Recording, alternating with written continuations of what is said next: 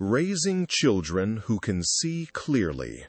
Mothers, fathers, conscience, and the Buddhist formation of the moral heart by the Backyard Buddhist.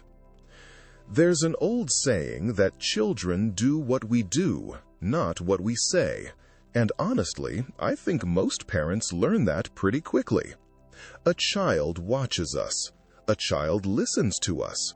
A child absorbs the emotional climate of the home long before they can explain what's happening. They learn what anger looks like. They learn what apology looks like. They learn whether silence means peace or punishment. They learn whether truth is safe. They learn whether love has conditions attached to it. And from a Buddhist perspective, this matters deeply. Because moral formation isn't just about teaching a child to behave. It isn't just about raising polite children, successful students, good employees, or respectable adults. All of that may have value, of course, but that's not the deepest point. The deeper question is this: are we helping children learn how to see clearly?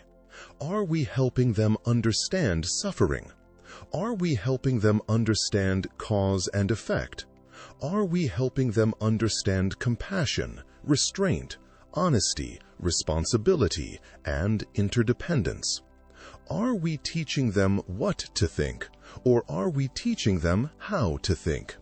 That distinction matters, because Buddhism, at its best, doesn't ask us to simply accept something because an authority figure said it. The Buddha didn't teach blind belief. He pointed people back toward direct observation. He pointed them back toward ethical reflection. He pointed them back toward lived experience. In the Kalama Sutta, the Buddha tells the people not to accept a teaching merely because it comes from tradition, scripture, hearsay, logic, custom, or even respect for a teacher. Instead, he says we should look carefully. Does this action lead to harm? Does this action lead to suffering? Does it increase greed, hatred, and delusion? Or does it lead toward compassion, clarity, wisdom, and freedom? That is a profoundly important teaching for parents, because Buddhist parenting at its best isn't indoctrination. It isn't about filling a child's head with rigid answers. It's about helping a child develop wisdom. It's about giving them tools. It's about helping them form a conscience that can recognize suffering and respond with care. And that work begins very early. In Buddhist texts, parents are treated with tremendous reverence. The Buddha speaks of the difficulty of repaying the kindness of one's mother and father. In the Sigalovada Sutta, he describes the duties between parents and children as part of a larger moral vision for society. Parents are expected to restrain children from harmful conduct. They're expected to encourage them in what is good. They're expected to educate them. They're expected to help them become capable adults. They're expected to provide a foundation for life. That's no small responsibility. And in the Mangala Sutta, supporting one's parents, cherishing one's spouse and children, and living peacefully are called among life's highest blessings. That tells us something very important. Family life is not separate from spiritual practice. It is spiritual practice. Sometimes we imagine spirituality as something that happens somewhere else, on a cushion, in a temple, at a monastery, on retreat. And yes, those places matter. Formal practice matters. Zazen matters. Chanting matters. Study matters. But for parents, the home is also a monastery. The kitchen is a meditation hall. The car ride to school is a Dharma gate. The bedtime conversation is spiritual formation. The moment when a child spills the milk, or lies about homework, or hits a sibling, or cries in frustration, or asks a painful question about death, that moment is practice. It may not look like practice. It may not feel peaceful. It may not feel holy. But it is practice. Because children don't learn Buddhism only from Buddhist words. They learn it from the emotional weather created around them. If a parent talks about compassion but treats service workers with contempt, the child learns contempt. If a parent talks about honesty but lies whenever honesty becomes inconvenient, the child learns convenience. If a parent talks about mindfulness but lives in constant reactivity, the child learns reactivity. But if a parent makes a mistake and apologizes sincerely, the child learns humility. If a parent tells the truth kindly, the child learns courage. If a parent pauses before speaking in anger, the child learns restraint. If a parent can say, "I don't know, but let's think about it together," the child learns wisdom. This is how conscience begins to form, not through fear, not through shame, not through domination, but through example, through trust, through reflection, through repeated contact with wholesome conduct. Now, in many Western religious traditions, conscience is often understood as the inner voice of God, or as a moral faculty connected to divine command. Buddhism frames it differently. In Buddhism, we usually don't speak of conscience as something placed in us by a creator God. We speak instead of moral awareness arising through causes and conditions. We speak of wisdom. We speak of compassion. We speak of mindfulness. We speak of ethical training. We speak of karma. And karma doesn't mean cosmic punishment.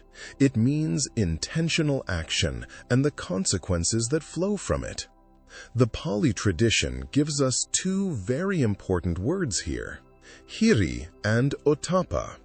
Hiri is often translated as moral shame, but that can be misleading in English. It doesn't mean toxic shame. It doesn't mean feeling worthless. It means a healthy inner sense of dignity that recoils from doing harm. It's the part of us that says, that action is beneath the best part of me. Ottappa is often translated as moral concern or moral dread. Again, that doesn't mean neurotic fear. It means the wise recognition that actions have consequences. It's the part of us that says, if I do this, suffering will follow. Together, hiri and ottappa are sometimes called the guardians of the world. That's a powerful image. A child needs both. A child needs an inner dignity that says, I don't want to become cruel.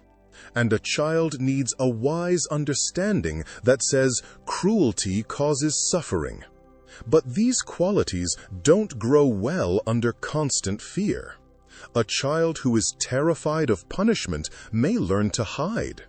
A child who is humiliated may learn self-hatred. A child who is controlled too tightly may learn compliance without wisdom.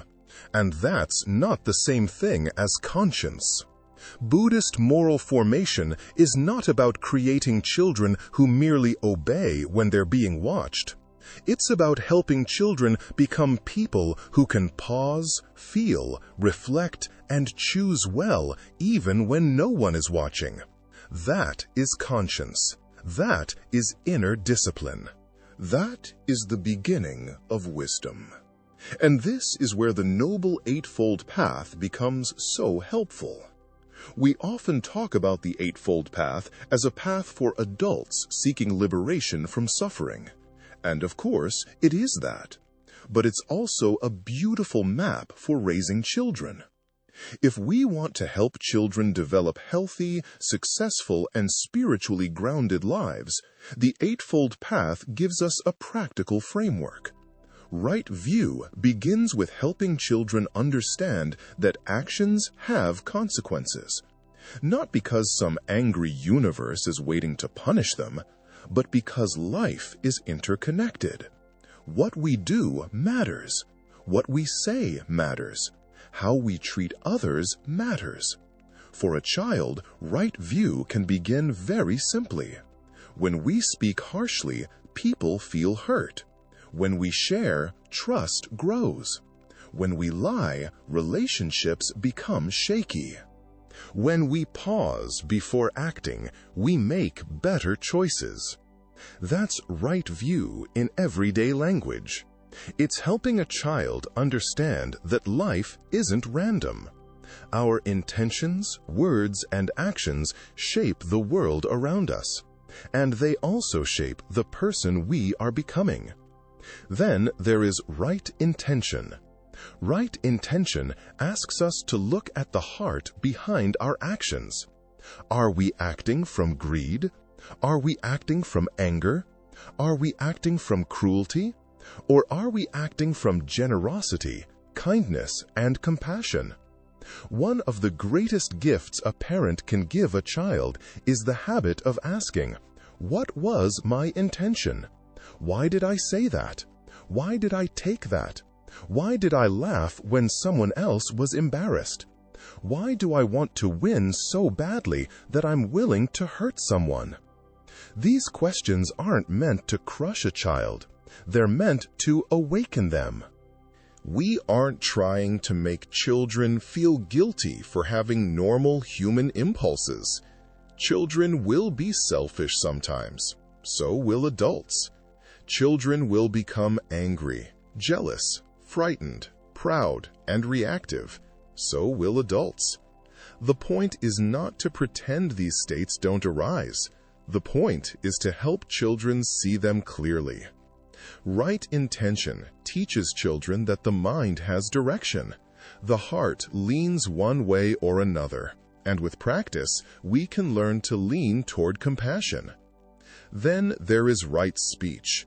And if there is one part of the Eightfold Path that children encounter every single day, it's right speech. Children need to be taught that words are not toys. Words can heal. Words can harm. Words can build trust. Words can destroy it. The Buddha's teaching on speech is beautifully practical. Is it true? Is it beneficial? Is it timely? Is it spoken with a kind heart? Imagine if children were taught this from the beginning. Before speaking, ask, is it true? Is it kind? Is it necessary? Is this the right time? Would I say it this way if I cared about the person hearing it? Now, this doesn't mean children should be trained to be passive or silent. Right speech is not people-pleasing. Sometimes truthful speech is difficult. Sometimes children need to say, "Stop." Sometimes they need to say, "That hurt me." Sometimes they need to speak up when someone is being mistreated. Right speech is not weak speech. It is truthful speech joined to compassion. Then there is right action. Right action is where values become embodied. Do not harm. Do not steal. Respect boundaries. Protect life. Tell the truth through your behavior. Act with care. For children, right action has to be taught concretely. They need guidance about bodies. They need guidance about consent. They need guidance about belongings. They need guidance about animals. They need guidance about the environment. They need guidance about friendships. They need guidance about digital life. And they need guidance about how we treat vulnerable people. A child who learns not to crush insects casually is learning reverence for life. A child who learns to return what isn't theirs is learning respect. A child who learns to care for a pet is learning responsibility. A child who learns to include the lonely child at school is learning compassion. These things are not separate from spiritual life. They are spiritual life. Then there is right livelihood. Now, right livelihood may sound like something only adults need to think about. After all, children don't usually have careers yet. But the roots of right livelihood begin in childhood. Children are constantly being taught what success means. And the world often teaches them that success means wealth, status, dominance, beauty, popularity, or winning at any cost. Buddhism asks a different question. Can I live in a way that does not require me to betray my conscience? That question begins long before a child chooses a career.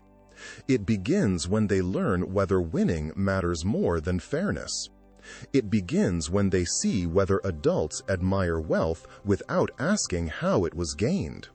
It begins when they learn whether people are valued for usefulness or dignity. Parents help form right livelihood by teaching children that work is not just about money. Work is about contribution. Work is about service.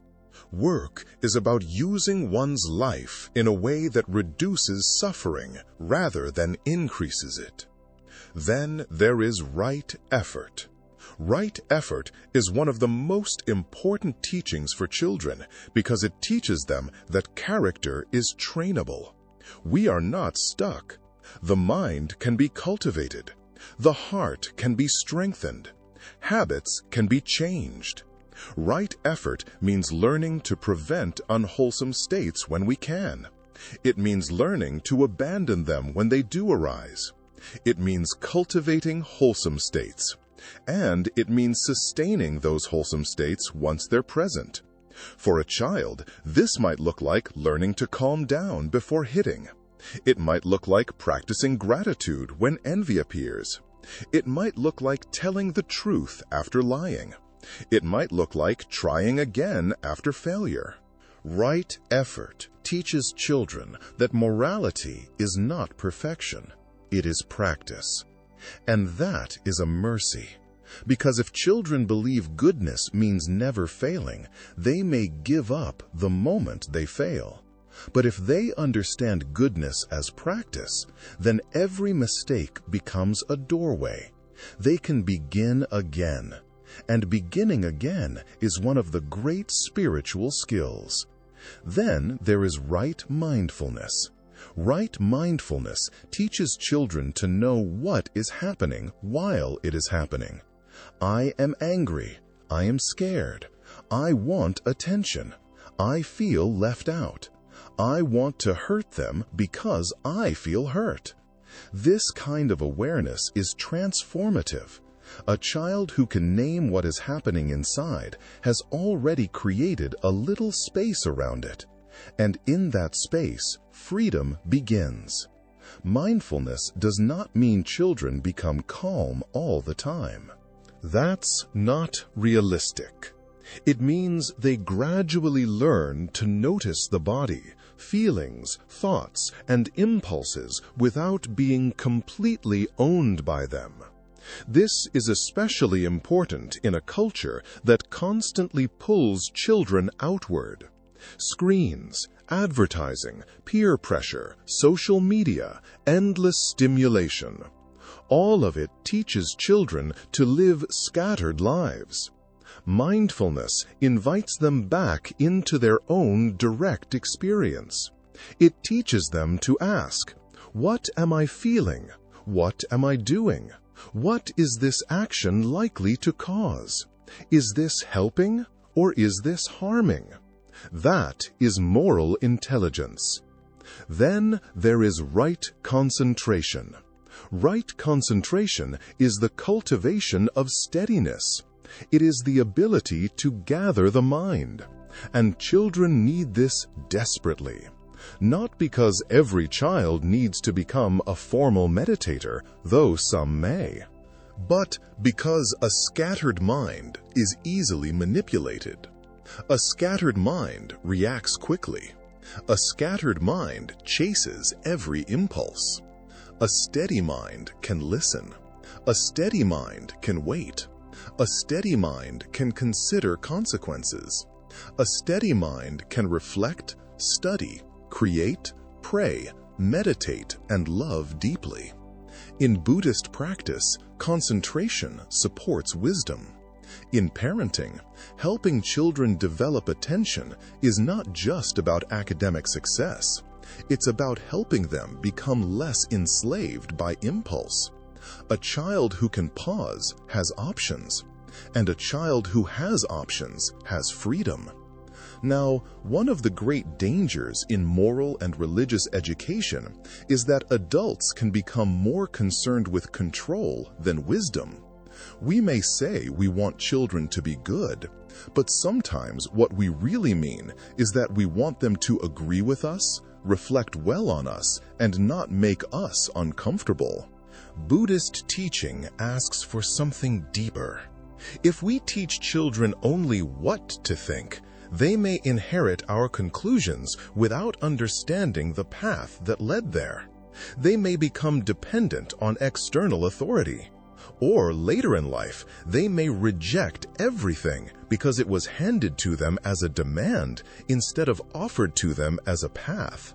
But if we teach children how to think, we give them something far more durable. We teach them to observe cause and effect. We teach them to ask whether an action leads to suffering or freedom. We teach them to examine intention. We teach them to listen deeply. We teach them to question their own reactivity. We teach them to hold views with humility. We teach them to change their minds when wisdom requires it. Now, this does not mean parents should be morally neutral. Buddhism is not moral relativism. Parents should absolutely teach that cruelty, lying, stealing, exploitation, and hatred are harmful. Children need boundaries. They need correction. They need guidance. But the goal is not blind obedience. The goal is moral maturity.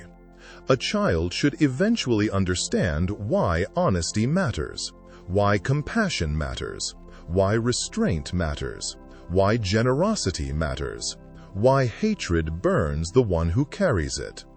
When morality is taught only as command, it may remain external.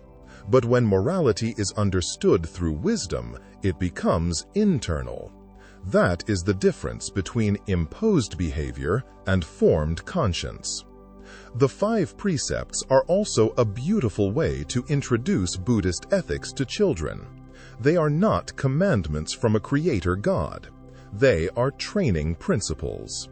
They are commitments we undertake because we recognize that certain actions lead to suffering and other actions lead to peace. To refrain from killing is to cultivate reverence for life. To refrain from stealing is to cultivate honesty and contentment. To refrain from sexual misconduct is to cultivate respect and responsibility. To refrain from false speech is to cultivate truthfulness and trust. To refrain from intoxicants that cloud the mind is to cultivate clarity and heedfulness. With children, these can be taught in simple, age-appropriate language. We protect life. We don't take what isn't given. We respect bodies and boundaries. We tell the truth. We take care of our minds. That is a beautiful foundation. And again, parents teach these most powerfully by embodying them. A child learns reverence for life when they see a parent gently carry a spider outside instead of killing it. A child learns non-stealing when they see a parent return extra change. A child learns respect for bodies when their own no is honored. A child learns truthfulness when adults tell the truth even when it costs them something. A child learns clarity when the home does not normalize escaping every discomfort. The precepts are not merely rules. They are forms of love. They create safety. They create trust. They create the conditions in which wisdom can grow. Now, when we speak of mothers and fathers, we need to speak carefully and compassionately. Not every child has both parents present. Not every parent is safe. Some children are raised by grandparents, relatives, adoptive parents, foster parents, single parents, two mothers, two fathers, or whole communities of care. Some people have had to heal from parents who caused real harm. So, when I speak of mothers and fathers, I'm not speaking in a narrow or punitive way. I'm speaking of functions. I'm speaking of presences. I'm speaking of responsibilities that children need. Traditionally, we might say that the mothering principle nourishes, protects, receives, comforts, and teaches tenderness. And we might say that the fathering principle steadies, guides, protects, challenges, and teaches responsibility. But these qualities are not locked into biology. A mother can embody steadiness and discipline. A father can embody tenderness and emotional warmth. A grandparent, aunt, uncle, teacher, mentor, or spiritual friend can embody both. What matters is that children need both compassion and structure. They need warmth and boundaries. They need tenderness and accountability. They need to know they are loved. And they need to know that their actions matter. Compassion without boundaries can become indulgence. Boundaries without compassion can become cruelty. Buddhist parenting holds the two together. This is the middle way in family life. Now, discipline is necessary. Children need correction. They need to be stopped when they are harming themselves or others. They need consequences. They need adults who are brave enough to say no. But Buddhist discipline should never root it in hatred. It should never aim to humiliate. It should never teach a child that they are bad at the core. In Buddhism, actions may be unwholesome, but beings are not hopeless. A child may lie. A child may steal. A child may strike out. A child may scream. A child may manipulate. A child may act selfishly. That behavior has to be addressed. But the child should not be reduced to the behavior. We can say, "What you did caused harm. We need to repair this. You are responsible for your action. I love you and I will not allow this behavior." That is very different from saying, "You are bad. You are shameful. You disgust me. You always ruin everything." The first approach forms conscience. The second approach wounds identity. Healthy remorse says, "I did something harmful and I can make it right." Toxic shame says, "I am harmful and I cannot be loved." Buddhist practice points us toward remorse without despair. It teaches confession. It teaches repentance. It teaches repair. It teaches renewed effort. We acknowledge harm. We make amends where possible. And then we return to the path. Children need to learn this. Adults do too. Now, every parent wants their child to be okay. We want them to be healthy. We want them to be capable. We want them to be educated. We want them to be stable.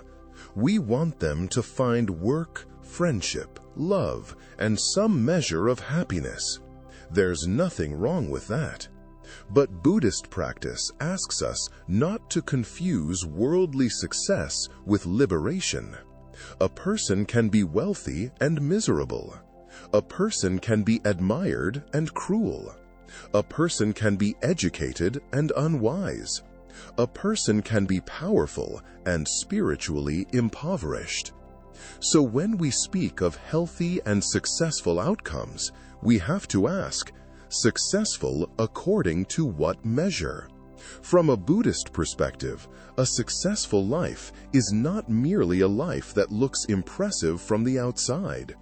A successful life is one in which greed is weakened, hatred is softened, delusion is examined, compassion is cultivated, wisdom is deepened, suffering is understood, others are treated with care.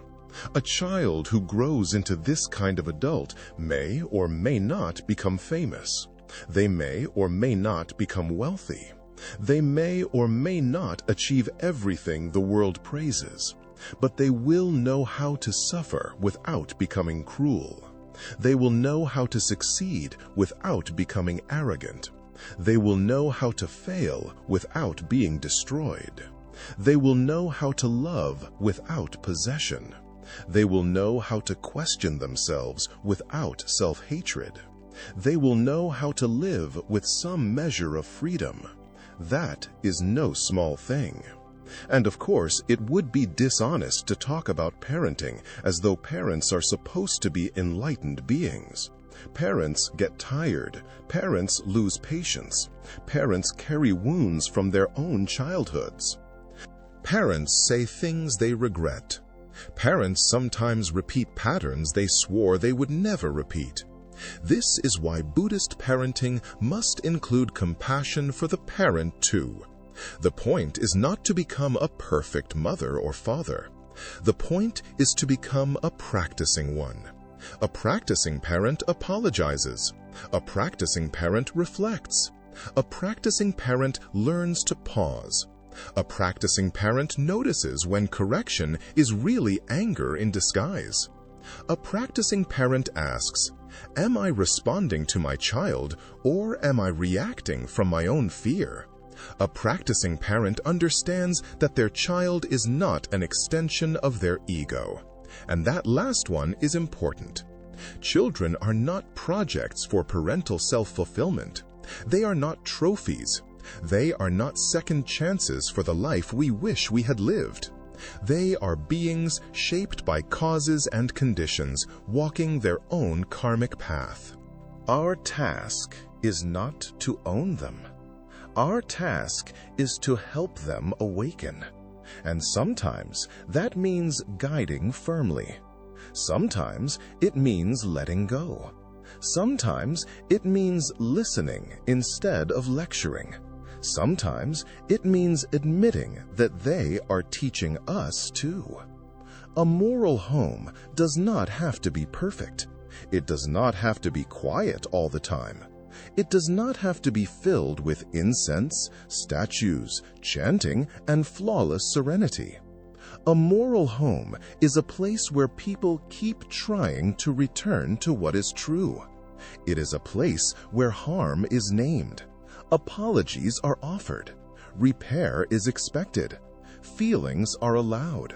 Cruelty is not excused. Questions are welcomed. Gratitude is practiced. Life is respected. The vulnerable are protected. And love is not withdrawn as punishment. This kind of home becomes a field of merit. It becomes a place where children learn the Dharma before they can define it. They learn impermanence when a pet dies and the family grieves honestly. They learn compassion when someone is sick and everyone helps. They learn non-attachment when plans change and adults model flexibility. They learn generosity when food, time, and attention are shared. They learn mindfulness when someone pauses before speaking. They learn repentance when someone says, "I was wrong."